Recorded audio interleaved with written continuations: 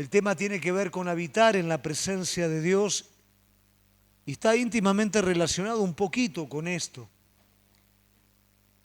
Hablamos mucho de la presencia de Dios y anhelamos como iglesia la presencia de Dios en nuestra vida. ¿Por qué? Porque la presencia de Dios es el todo del hombre.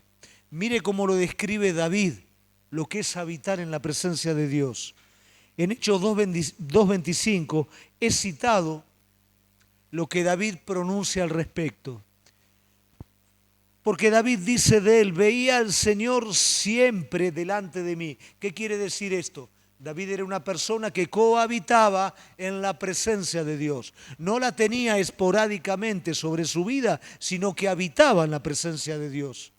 A veces en nuestra vida no tenemos mucha noción con respecto a esto y decimos, hoy siento la presencia de Dios, mañana no la siento, hoy estoy, mañana no estoy.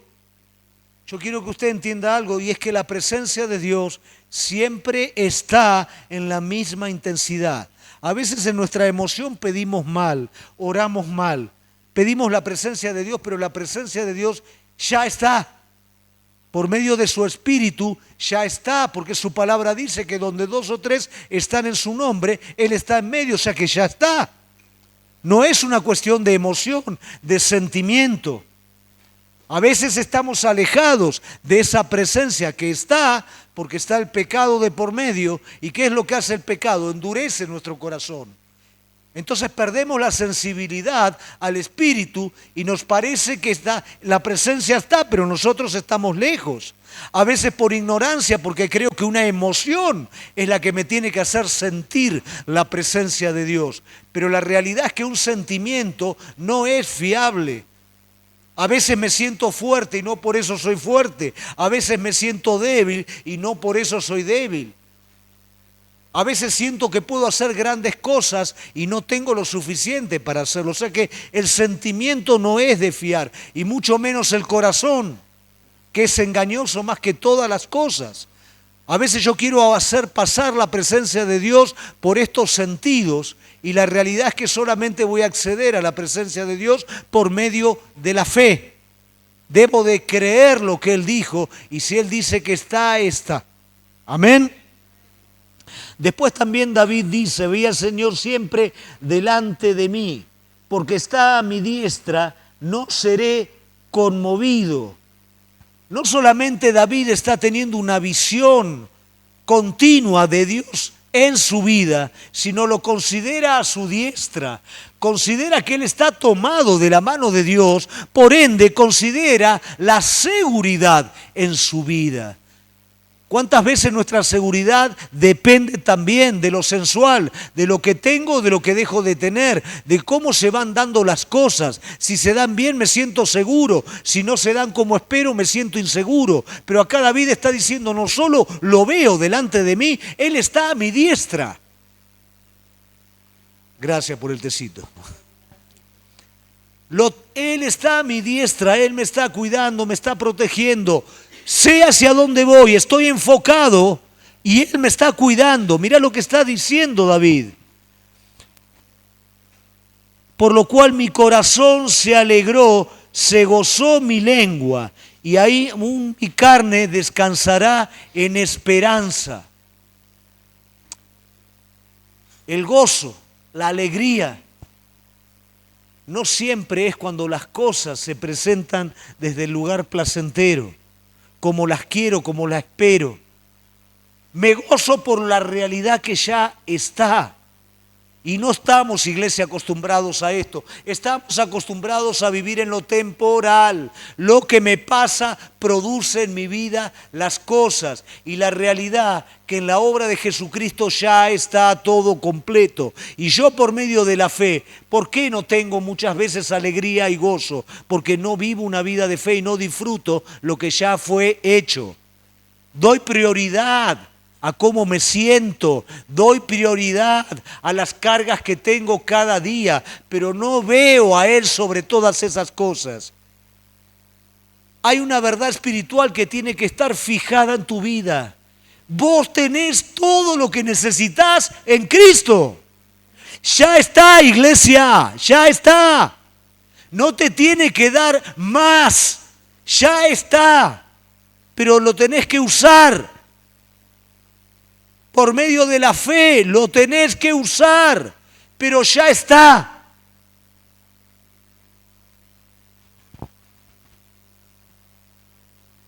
Y aún mi carne descansará en esperanza.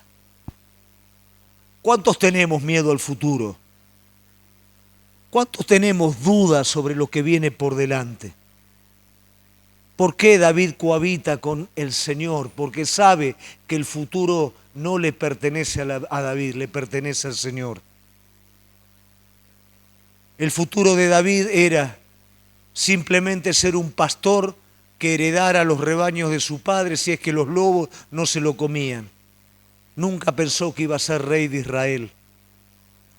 El futuro de David, mientras era perseguido, pensó que era la muerte. Nunca pensó que era el tratamiento más grande que un hombre iba a recibir para tener un corazón conforme al de Dios. Jamás David pensó que siendo un pastorcito liberaría a su pueblo. ¿Cómo va a confiar ahora en el futuro que él mismo ve? Sabe que su futuro está en las manos de Dios. Y los últimos días de David terminan dándole el Señor un pacto a David, asegurando que las generaciones de David serían generaciones mesiánicas, asegurando que él tomaría un lugar en el reinado milenial del Señor, dándole las promesas más grandes que Dios le puede dar a un hombre. Cuántas cosas Dios tiene preparado para tu futuro, pero por el miedo a tu futuro no te animás a soltarte en Él, no te animás a abrazar las esperanzas en Él. Vivimos vidas chatas, vivimos vidas carentes de fe, porque estamos aferrados a nosotros mismos. Estamos agarrados a lo que podemos hacer o dejar de hacer. Eso es importante, pero eso no determina el futuro de nadie. Eso es tu responsabilidad. Pero la responsabilidad del Señor es llevarte al plano completo que soñó para tu vida. Y David descansaba en esto. Porque no dejarás mi alma en el Hades, ni permitirás que tu santo vea corrupción. Me hiciste conocer los caminos de la vida, me llenarás de gozo con tu presencia. Mirá todo lo que dice un hombre que vive en la presencia de Dios. Hoy vamos a estar hablando no de David. A David lo estamos tomando como una introducción, sino que vamos a hablar de un hombre cuya vida, su biografía, es un ejemplo práctico de hablar con Dios y que Dios responda a su vida. Y vamos, por supuesto, a tratar de entender a través de este hombre cómo este hombre cohabita en la presencia misma de Dios y cómo los distintos estados de su vida no hacen que la presencia de Dios se vaya o se acerque. La presencia de Dios siempre estuvo allí. Él tal vez se alejó, él se acercó, él se bajoneó, él se fortaleció, pero la presencia de Dios siempre estuvo allí en la vida de este hombre como en tu vida también. Es importante que vos puedas entender esto por el tiempo en el que estamos viviendo. Tal vez te es muy reiterativo que yo continuamente hablo de los tiempos que vivimos, pero la realidad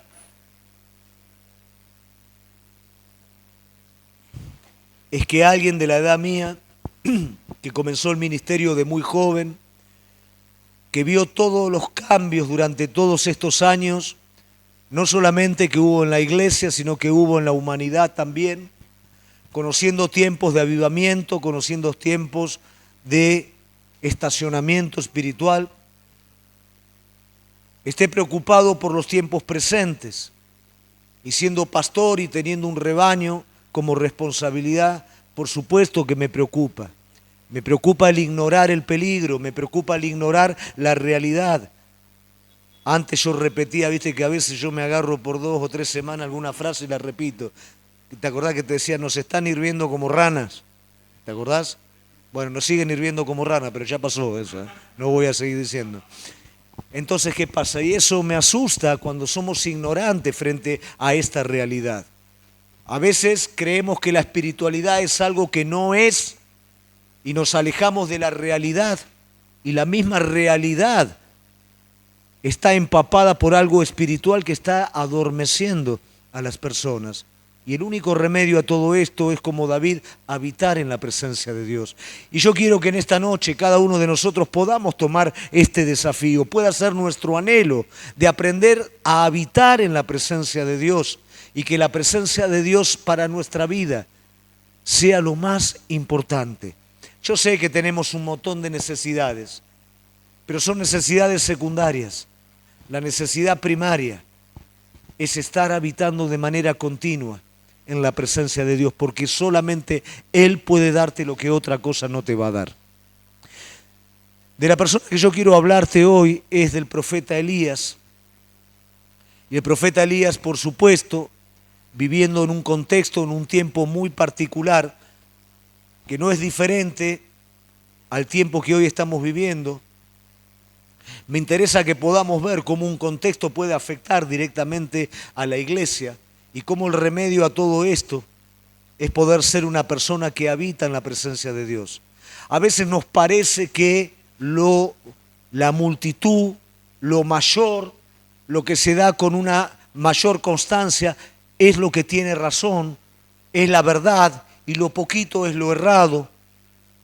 Pero como en distintos aspectos de la historia tuvo que levantarse uno o dos hombres o un pequeño puñado que mantuvieran la verdad en alto para que todo el resto que iba para el lugar equivocado no se perdiera. Bueno, esto es un poquito el contexto de este profeta. Vamos primeramente a ir a la palabra y después vamos a desarrollar un poquito el tema.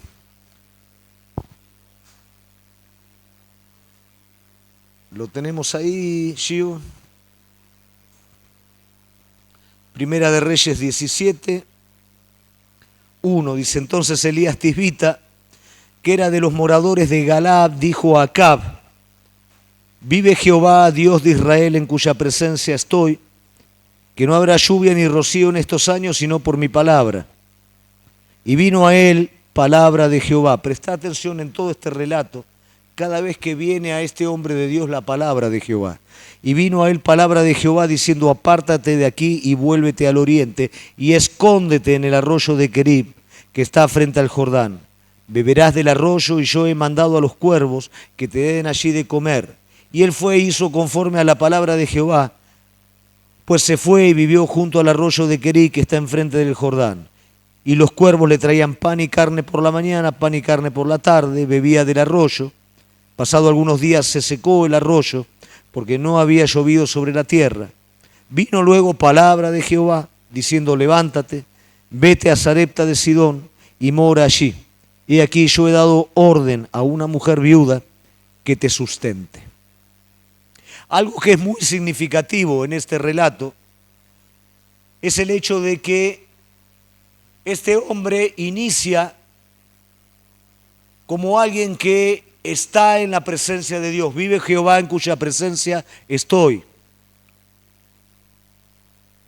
No inicia como: yo soy el profeta, yo soy el hombre de Tisbet, de Galaad, sino que habito en la presencia de Dios. Y este habitar en la presencia de Dios está graduado por la permanencia en la confianza de lo que Dios le está hablando. ¿Cuántos quieren que Dios les hable? El problema no es que Dios hable, es permanecer sobre lo que Dios nos habla. Ese es el gran problema. Porque Dios a todos nosotros nos ha dado promesas preciosas, promesas generales y promesas particulares. Ahora, el problema cuando sucede, cuando pasa el tiempo y yo tengo que permanecer. Elías en el arroyo de Querib está siendo alimentado por cuervos y bebiendo agua del arroyo. Todos los santos días vos tenés que estar esperando que los cuervos traigan comida. Imagínate la situación. Nosotros la pasamos medio rápido, pero imagínate la situación. Y no solamente no entiende, porque yo soy un profeta, soy un hombre de Dios, estoy esperando aquí que los cuervos vengan y me traigan comida, pero ¿qué es lo que todo esto encuadra en el lugar correcto? Que Dios lo mandó y es Dios el que lo va a sacar de ahí. Palabra de Dios vino sobre este hombre y palabra de Dios va a venir sobre él para que vaya a otro lugar. Y eso es habitar en la presencia de Dios. No tiene que ver con el lugar, tiene que ver con la obediencia. Tiene que ver con lo que Dios quiere hacer. Probablemente él pensó que estaba perdiendo el tiempo en ese lugar, pero Dios estaba guardándolo. ¿Por qué? Porque era un hombre que estaba en un contexto de conflicto, estaba en un contexto diferente. Hoy nuestras vidas están en un contexto diferente. Y hoy más que nunca necesitamos aprender a escuchar a Dios para no ser arrastrados, para no adormecernos en el camino, para no irnos detrás de cualquier cosa. Jesús advirtió a sus discípulos: tengan cuidado con la levadura de los fariseos, porque una pequeña porción de levadura leuda toda la masa. Y estaban con Jesús, pero estaban totalmente expuestos a escuchar una doctrina que fácilmente los podría apartar de la verdadera fidelidad al Señor. Y eso también está presente en nuestras vidas. Cuando nuestras vidas son carnales, tenemos afinidad a escuchar lo carnal. Y está lleno de mensajes carnales que estimulan el alma. Personas que no les interesa el alma de las personas, no les interesa la eternidad de las personas, sino que se valen de personas. Tienen su éxito en las cantidades y dicen lo que la persona quiere escuchar. Cuidado con todo esto. Elías escuchaba la voz de Dios. Y si Dios lo mandaba a esperar, Elías esperaba hasta que la palabra del Señor viniera. Y todo esto lo llevaba a los milagros más grandes. Y probablemente vos creas que los milagros más grandes son que el fuego haya caído del cielo. Pero el milagro más grande fue la conversión de la viuda. Ella vio cómo se multiplicó el aceite. Eso no la hizo creer en el Señor. Ella vio que su hijo murió. Pero luego que Elías entró en ese recinto, clamó al Señor pidiendo que su hijo resucitara. Finalmente el gran milagro. Esa mujer dice: ahora sí conozco que la palabra de Dios es real en tu boca. Un contexto que está en apostasía, un contexto que está muerto espiritualmente, necesita de hombres y mujeres que vivan en la presencia de Dios, que puedan decir realmente: en la palabra de Dios es real. De la boca de Él, la palabra de Dios es real. Y eso lógicamente va a traer la conversión de las personas. Elías es un profeta, y el profeta del Antiguo Testamento no es como muchas veces profetas que nosotros conocemos. El profeta del Antiguo Testamento era un mensaje encarnado. Era un vocero de Dios, de lo que Dios tenía que denunciar sobre el pueblo. No era que el profeta decía una cosa y hacía la otra, sino que el profeta tenía que ser la encarnación misma del mensaje del Señor. El profeta no estaba en lugares especiales, estaba mezclado en el resto del pueblo. Y del pueblo salía la voz de Dios a través de este hombre. Pasaba por las necesidades del pueblo y tenía la autoridad de lo alto para poder exhortar al pueblo. Ese era el hombre de Dios, ese era el profeta de Dios. Su mensaje tenía que ver con un mensaje de arrepentimiento y una vuelta a lo esencial. No eran bien vistos. Jesús denunció claramente cómo los padres de los que hoy lo estaban acusando habían matado históricamente a los profetas. No era una persona bien aceptada, no era una persona bien vista. ¿Por qué? Porque señalaba el error del pueblo, señalaba su haberse apartado de la esencia del Señor. Sus mensajes eran para arrepentimiento. Y Dios levanta este calibre de hombres en tiempos determinados de la historia. Elías es levantado en un tiempo de tremenda apostasía.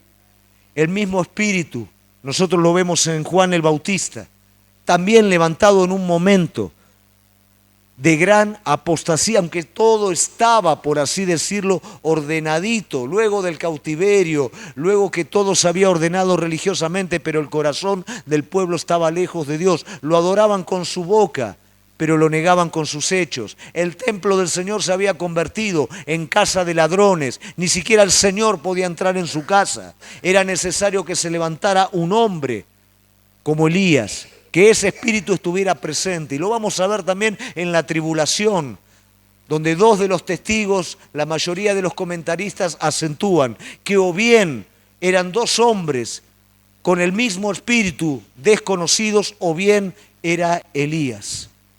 ¿Cuál era la función de estos dos testigos? Denunciar la perversidad de los hombres. ¿Sabés qué pasaba en los tiempos de la tribulación cuando los testigos hablaban? La gente los odiaba porque no querían saber nada con Dios. Por favor que se callen, pero las señales que ellos hacían eran tan grandes y tan notables que lo tenían que aceptar. Lo aceptaban de mala gana, lo aceptaban a regañadientes, pero lo tenían que aceptar. Cuando la bestia mata a estos testigos, ¿sabes lo que hacía la gente? Dice Apocalipsis, se daban regalos los unos a los otros. Menos mal que esto que nos volvía locos, que nos comía la conciencia, ya no viven más. Esa era la función de los hombres de Dios en esos tiempos. Esta es la función de la iglesia en este tiempo. ¿Y quiénes van a llevar a cabo esto? Hombres y mujeres que viven en la presencia de Dios. Hombres y mujeres que no se dejan arrastrar por la constante. Hombres y mujeres que dicen esto no es así, esto no cierra de esta manera. Hombres y mujeres que lo aman a Él sobre todas las cosas y no se conforman con afectos inferiores a esto. Ser llenos de la presencia de Dios, habitar en la presencia de Dios, no es un juego que lo único que hace es hacerme sentir bien. Es la responsabilidad de comenzar a ver como Él ve, de sentir como Él siente, de ver la necesidad de este mundo como Él la ve. Si vos querés ser lleno de la presencia de Dios, prepárate para esto. Amén.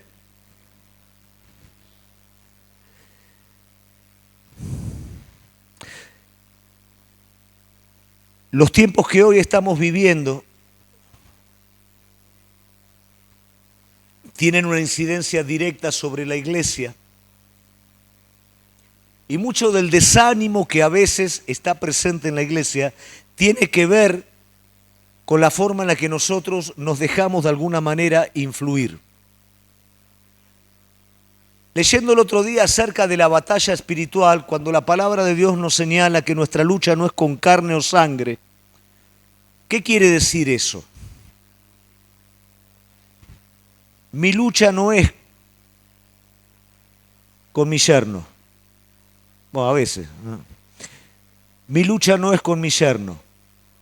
Es con lo que se mueve espiritualmente detrás de mi yerno. Y la iniquidad de mi yerno deja que espiritualmente eso se manifieste. Y yo tengo un choque espiritual con eso, no con él, sino con lo que él habilita de parte del enemigo. ¿Lo alcanza a entender? Esa es la lucha espiritual que el hombre tiene. Cuando la iniquidad del hombre habilita al enemigo, se forma una fortaleza espiritual en la cual usted va a tener una batalla contra eso.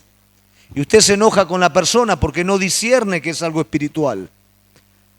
Jesús reprende al enemigo detrás de Pedro. ¿Por qué? Porque en la iniquidad de Pedro, que era salvarse a sí mismo y tener lo que quería, reconviene al maestro, y ahí se metió el enemigo y ahí se manifestó el espíritu. Jesús no pelea contra Pedro, pelea contra ese espíritu que se manifiesta. No es con carne o sangre. La iniquidad del hombre habilita todo este tipo de obras espirituales. ¿Qué es lo que hoy estamos viviendo en el mundo? Hoy estamos viviendo ideologías, filosofías. Hoy la mayoría conocemos aquellos conceptos que se están viendo en la red. Colonización cultural, colonización ideológica, tiranía ideológica. Un montón de cosas que no hacen ni más ni menos que responder a lo que ya fue anunciado por la palabra de Dios. Todo esto, por la iniquidad del hombre, se está manifestando en el mundo entero como lo que se conoce por la palabra como el espíritu de este mundo, o lo que nos habla el libro de Tesalonicenses, del apóstol Juan a través de él, que es el principio de iniquidad que está operando. Ahora, ¿cómo opera? Todo esto se termina siendo tan pesado en el mundo en el que vivimos que comienza a aplastar. Y cuando comienza a aplastar la vida de la iglesia empieza a perder la óptica de lo verdadero, de lo genuino, de la persona de Cristo. Comienza a perder el deseo y el sentido de la presencia de Dios para que todo se haga un momento agradable, un momento de felicidad, un momento en el que me digan lo que quiero escuchar, un momento en el que todo el mundo me esté diciendo está todo bien. Y mis sentidos se van muy contentos, pero mi espíritu languidece. Mi espíritu se constricta, mi espíritu está hambriento y no tiene lo que verdaderamente está necesitando. La estrategia del enemigo es tan clara. Quiere ser amigo, quiere entrar, quiere ser parte de, pero nunca su propósito es ser parte de ni ser amigo. Es finalmente poder tener el control de todas las cosas. En los postreros tiempos el anticristo se va a manifestar como amigo del pueblo de Dios. Va a hacer pacto con el pueblo de Dios. Va a construir el templo. Y va a parecer que todo se cumplió de una manera perfecta porque hay paz, hay prosperidad, está todo en orden. Pero ¿sabes qué va a hacer finalmente el anticristo? Se va a sentar en el lugar y va a exigir adoración. Y a partir de ese momento le va a hacer la guerra al pueblo de Dios. Va a comenzar como un amigo y va a terminar como el dueño de todo. Va a comenzar como alguien tan sofisticado que todos somos iguales y tenemos que estar bien, pero finalmente Él va a mostrar la hilacha, Él va a mostrar quién es realmente. No estamos todos bien y no somos todos iguales. Acá la cosa se tiene que hacer de esta manera. Cristo acá no sirve, Cristo acá afuera, todo tiene que ser así. Este mismo espíritu que se está moviendo, pero que a veces no lo discernimos, aplasta a la iglesia. Entonces, ¿qué pasa? Vos llegás a la iglesia y ya no tenés sentido, ya no tenés entusiasmo. ¿Por qué razón? Porque venís aplastado por este espíritu. No anhelás la presencia de Dios, no anhelás las cosas que eran admiradas en otro momento, porque este mundo no las admira, este espíritu no las admira. Las tiene como si nada. Entonces tampoco a vos se despierta en tu vida el anhelo por esto. Y todo se va achanchando y todo se va aplastando. Y cuando todo se aplasta, por supuesto yo voy a tener anhelo por aquellas cosas que quedaron en desuso hace tiempo. Las voy a revivir de nuevo y las voy a tener en mi vida presente. De esa manera nos vamos endureciendo y vamos perdiendo el verdadero sentido de la presencia. El pueblo de Dios llegó a un punto que lo había perdido ya absolutamente todo. Adoraban a Baal, pensaban que no había ningún problema. Baal, Jehová, todo lo mismo. Aunque Jezabel perseguía a los profetas de Jehová. Bueno, pero es algo normal, es algo que es así como hoy por hoy. En distintos lugares del mundo se persigue la iglesia. Bueno, pero es normal, es cultural. Y todo se acepta como una normalidad cuando no es una normalidad, iglesia. Son los tiempos. Y si nosotros hoy no estamos llenos de la presencia de Dios, no vamos a ver. Y esto va a venir sobre nuestra vida como un aplastamiento. Va a haber una pérdida de la pasión. Va a haber una pérdida del amor y el interés por lo verdadero. Y el enemigo va a lograr su cometido. Pero siempre se levanta un hombre de Dios. Siempre se levanta un pueblo de Dios que dice esto no es lo verdadero. Lo verdadero nunca dejó de ser.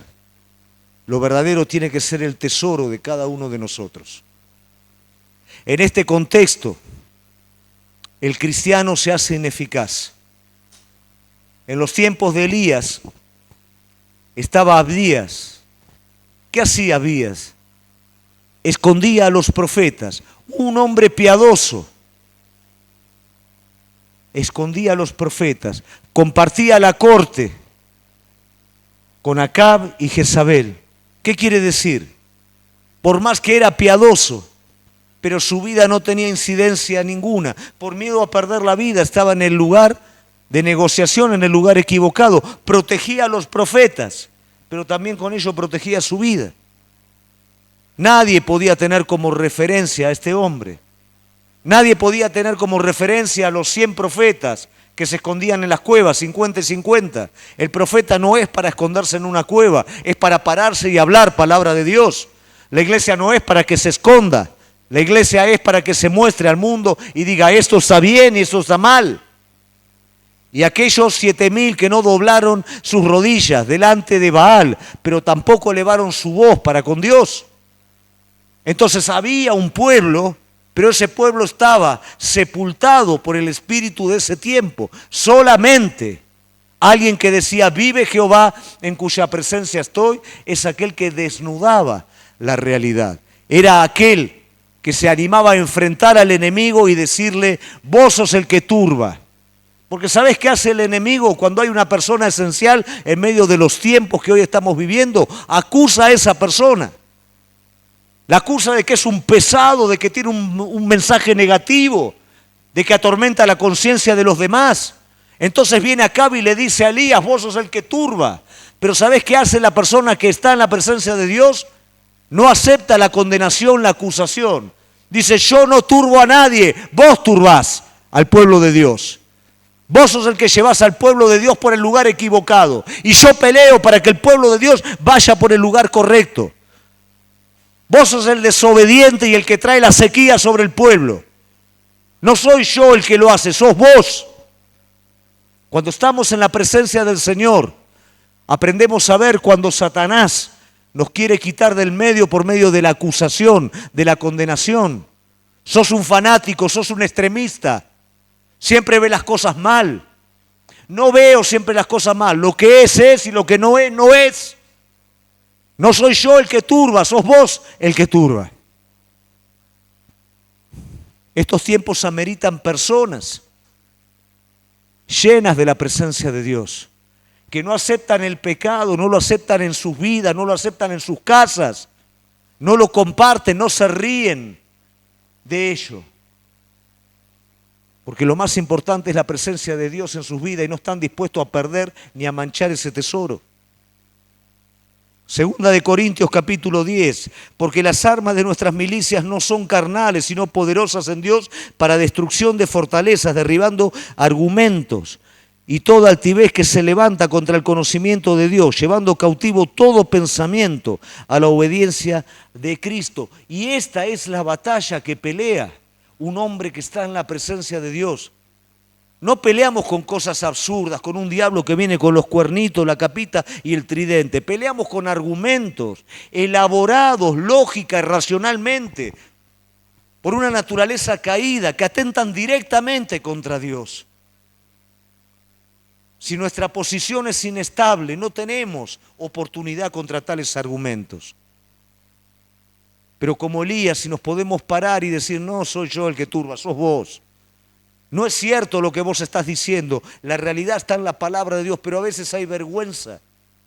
Hay vergüenza de pararse de esta forma porque pareciera que defendemos algo obsoleto, que fuéramos fanáticos en lo que estamos defendiendo. Déjame decirte que a la hora que Cristo defendió la vida de cada uno de nosotros, Él mismo se hizo vergüenza al mundo entero para enaltecer nuestras vidas. Él mismo se dejó matar para que nosotros tuviéramos vida. Él mismo se dejó burlar para que nosotros fuéramos enaltecidos en Él. Cuando vivimos en la presencia de Él, Él es nuestro valor supremo. No hay vergüenza, no hay temor. No tenemos el quedar mal delante de los demás. Tu temor tiene que ser el quedar mal delante del Señor y no delante del hombre. Romanos 12:2 dice, no os amoldéis al mundo actual, sino sed transformado mediante la renovación de vuestras mentes. Así puedas comprobar cuál sea la voluntad de Dios, buena, agradable y perfecta. Segunda de Tesalonicenses 2:7, porque el misterio de la iniquidad ya está en acción. Solo que aquel que por ahora lo detiene lo hará hasta que el mismo sea quitado de en medio. ¿Quién detiene este misterio de iniquidad que está trabajando? El Espíritu Santo de Dios. Y el Espíritu Santo de Dios en tu vida, en la iglesia, es el que enfrenta esta corriente contraria. Cuando esto nos arrastra, iglesia, nos dormimos. Cuando esto nos arrastra, perdemos la visión espiritual.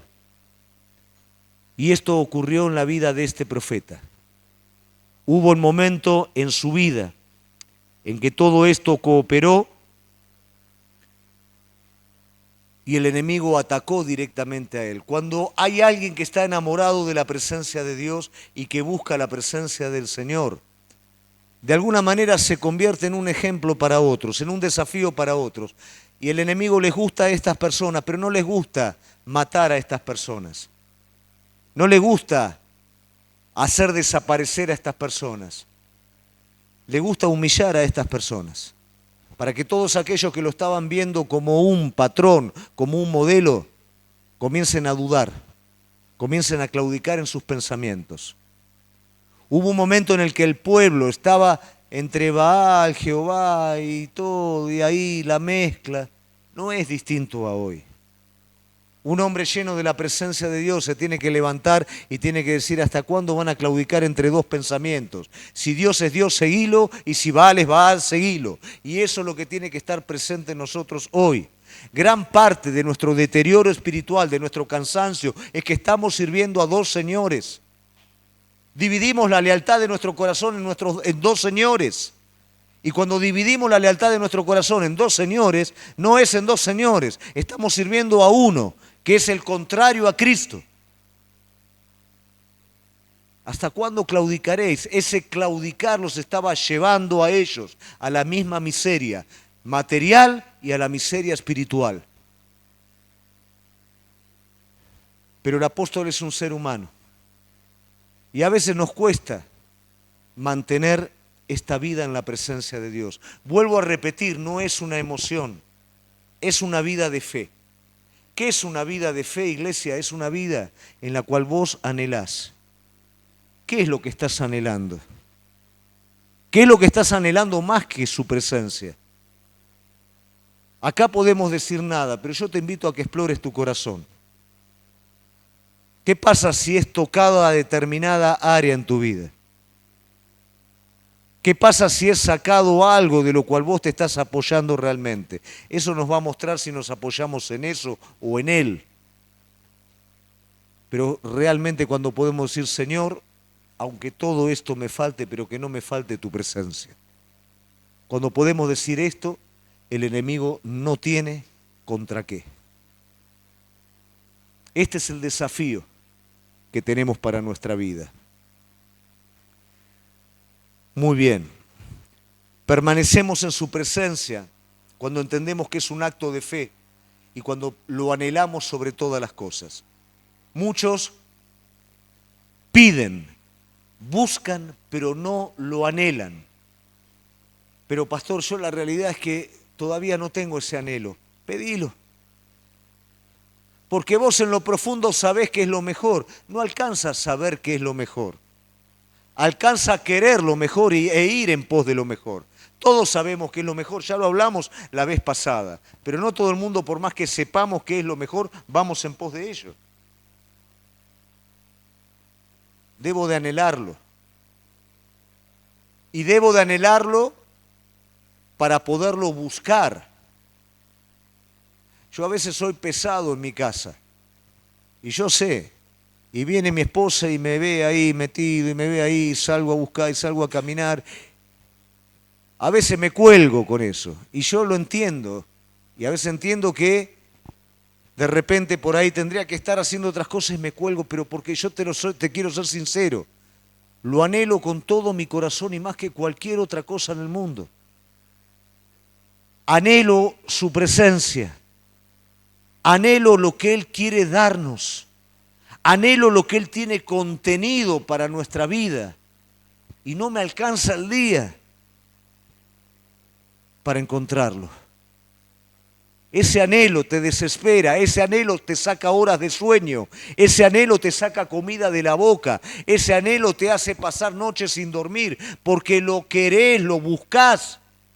Somos capaces de hacer esto para otras cosas, iglesia. ¿Cuánto más para Él, que es lo más importante? Ese anhelo es el que tiene que cautivar nuestra vida. Y todo el espíritu de este mundo y toda iniquidad de este mundo no puede contra un hombre, una mujer que tiene ese anhelo en su corazón. Y ese anhelo es un asunto de fe. Esa búsqueda te va a dar una revelación de la palabra. Esa es la palabra que vos conocés, que vos estudiás, se va a revelar adentro tuyo, se va a convertir en pan y agua adentro. Va a cubrir cada rincón de tu ser, va a llenarte de una manera tal que vos vas a tener semejante seguridad de decir estoy en el centro de lo que Dios quiere, cuidado por Él. Él va adelante, como decía David, tiene tomada mi mano de mi diestra, mi esperanza, mi futuro está en sus manos, tengo todo. Pero a veces avanzamos sin eso y no llegamos muy lejos. Esto no quiere decir que no puedan venir a nuestra vida momentos de crisis como los que tuvo Elías. Elías tuvo un momento de crisis y ese momento de crisis radicó en haber dejado de considerar que esta vida es algo de fe. Esto no está en nosotros de manera orgánica como está nuestra naturaleza caída. Esto se sostiene cada día. Lo de ayer ya pasó, iglesia, es hoy. Es como el maná, el pueblo de Dios no podía guardar el maná de un día para el otro porque se pudría. ¿Pero por qué no podía? ¿Era porque Dios era caprichoso? No, porque el pueblo en su proceso de ir a buscar cada día revaloraba, recordaba, entendía que era Dios el que proveía. Cuando almacenamos, cuando juntamos, nos olvidamos. Pero cuando dependemos y cada día vamos a buscar, valoramos que eso está ahí. Y eso es lo que tiene que estar presente. Pero en algún momento, en algún descuido, Elías perdió la óptica. ¿Y qué pasa cuando perdés la óptica? Comenzás a pelear con armas carnales. Comenzás a pelear desde el lado natural. Estás espiritual, estás afinado espiritualmente. Tenés un problema con tu esposa. Ya sé que no es mi esposa, es lo que se mueve atrás de mi esposa. Bueno, pero el otro día te levantaste y perdiste el foco, perdiste todo. Y no, bueno, no, ¿para qué voy a orar? Tengo un montón de cosas para hacer, pim, pim, pim, pim, pim, pim. El mismo problema ya lo mirás de manera espiritual, ni lo discernís de forma espiritual. Te peleas con tu esposa. Por el carácter que tiene tu esposa, porque siempre hace lo mismo. Perdiste el foco. Pero mirá lo que viene ahora. Te olvidaste que Dios está en control, que Dios está probando, que Dios está formando. Te olvidaste. Pero Señor, ¿dónde estás? Mirá todo lo que viene a mi vida ahora. Se fue el foco, se perdió todo. Pero la presencia de Dios sigue, no es la presencia, somos nosotros. El mismo Dios que proveía a Elías en obediencia también lo estaba proveyendo mientras Elías escapaba de su presencia. Le enviaba ángeles para que le dieran de comer en su retirada. Esa misma presencia permanecía, no era problema de Dios, era problema de Elías. La misma presencia que te acompaña en los momentos de mayor euforia, está con vos en los momentos de mayor dificultad, de mayor tristeza y aún de mayor incredulidad. La misma presencia está. No se corrió, no se fue. Nosotros nos corrimos. ¿Y qué pasa cuando nosotros nos corremos? En obediencia, Elías corría delante de Acab y corría más que un atleta. Corría más que un caballo. Mirá lo que te digo. Ahora en su retirada, Elías corre como un hombre natural, al ritmo de una persona mayor. Lo que antes le costaba simplemente 1, 2, 3 días, ahora le llevaba 40 días. La presencia de Dios seguía con él. Pero este hombre desanimado huye. Este hombre desanimado ya no tiene capacidad para ayudar a nadie.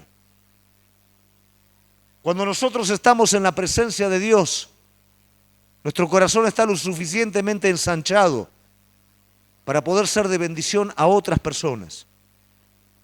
Cuando nosotros nos corremos y comenzamos a pelear con nuestras propias fuerzas, no hay lugar para otra persona. ¿Qué pasa con Elías? Toma a su criado y su depresión era tan grande que lo deja y se va. No tiene ni siquiera espacio en su corazón para poder ministrar al que está al lado. Ese hombre que era tomado por Dios para dar vuelta a un pueblo entero, ahora ni siquiera puede ser de bendición a la persona que tiene al lado.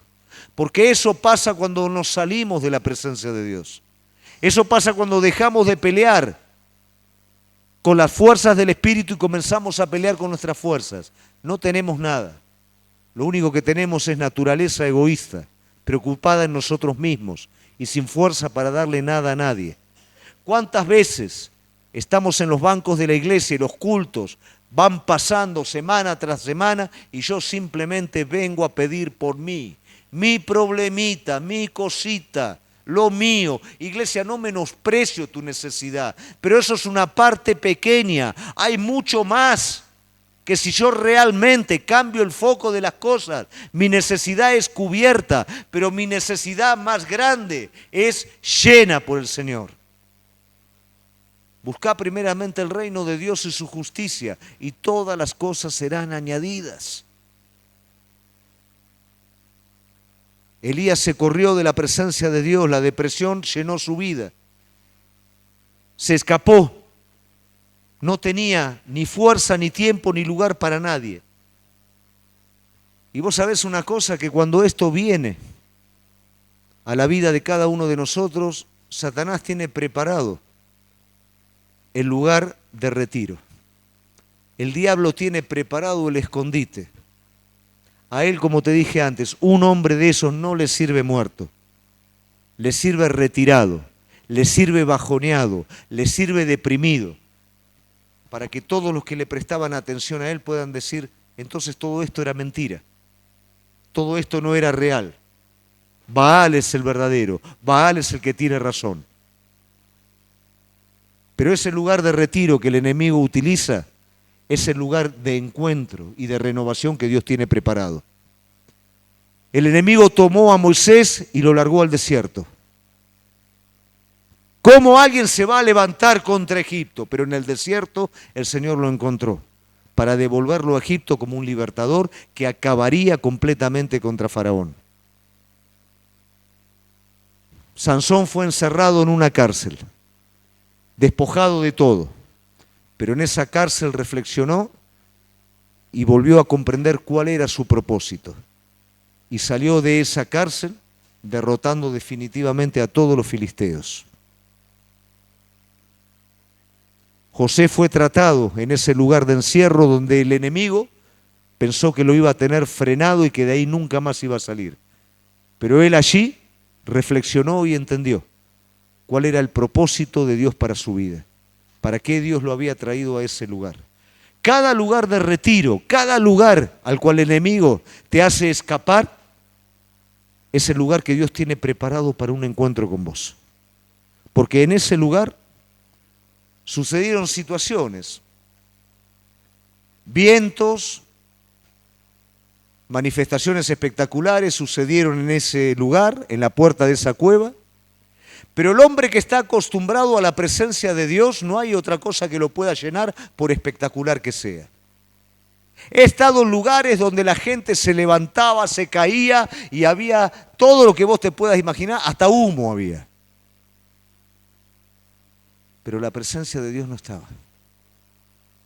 Cuando estás acostumbrado a participar de la presencia de Dios, ninguna cosa sensual va a alimentarte y va a cubrir tu necesidad. Solamente Él. Nada cubrió la necesidad de Elías salvo ese silbo apacible que penetró lo más profundo de su corazón. Y en ese momento Elías vuelve a recibir todo lo que él tenía en algún momento. Todo lo tenemos en la presencia de Dios. ¿Qué pasa cuando los hombres se corren de la presencia de Dios? Vuelven a hacer lo mismo que antes. Y peor también. Pero cuando volvemos a la presencia de Dios, recuperamos lo perdido. Elías recupera la capacidad de escuchar a Dios. Y eso era lo más grande, no el ministerio, sino estar con Él. Ahora él lo vuelve a escuchar al Señor.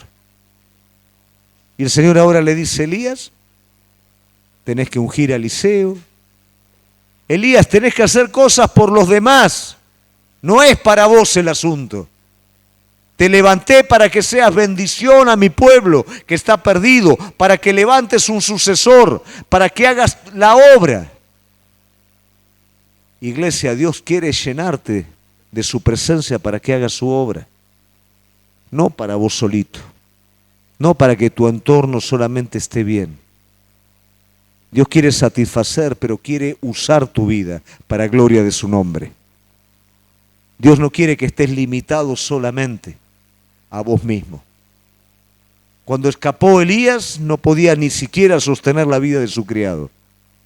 Ahora Elías va a formar un sucesor, va a ungir un rey y va a seguir siendo de bendición al resto del pueblo. ¿Cuál es el secreto de todo esto? Habitar en la presencia de Dios. ¿Cuál es el desafío que tenemos nosotros, iglesia, para este tiempo presente? Habitar en la presencia de Dios. No en una sensación, no en un lindo culto. Que cada día de tu vida, tu búsqueda, tu anhelo, sea habitar en su presencia. Sea ser lleno por Él, sea transmitir su presencia a quienes lo están necesitando. Tal vez vos me estés diciendo, pastor, yo lo entiendo, pero yo hoy estoy, tal vez en ese tiempo de Elías, encerrado en la cueva, me está costando salir de ese lugar. Cierro esta palabra con esta palabra, valga la redundancia, Deuteronomio 4, 29 al 31. Mas si desde allí buscares a Jehová tu Dios, lo hallarás. Si lo buscares de todo tu corazón y de toda tu alma. Cuando estuvieres en angustia y te alcanzare todas estas cosas, si en los postreros días te volvieres a Jehová tu Dios y oyeres su voz, porque Dios misericordioso es, no te dejará ni te destruirá, ni se olvidará del pacto que le juró a tus padres. Yo no sé hoy cómo está la vida de cada uno de nosotros. Yo no sé hoy si tu principal tesoro es la presencia de Él. Yo no sé si hoy todo lo que está rodeando estás dejando que aplaste tu vida. Pero sí en esta noche quiero desafiarte a que hagas de la presencia de Él lo más importante de tu vida. Que puedas decir como David, más allá de todo lo que pase, lo que sienta, Él va adelante. No voy a ser conmovido porque Él está a mi diestra.